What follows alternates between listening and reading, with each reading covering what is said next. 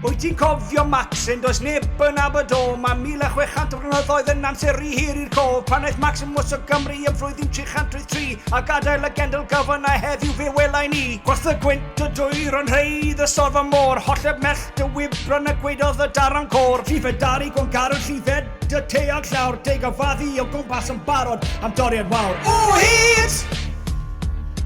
O hyd! O hyd! Gweud y popeth!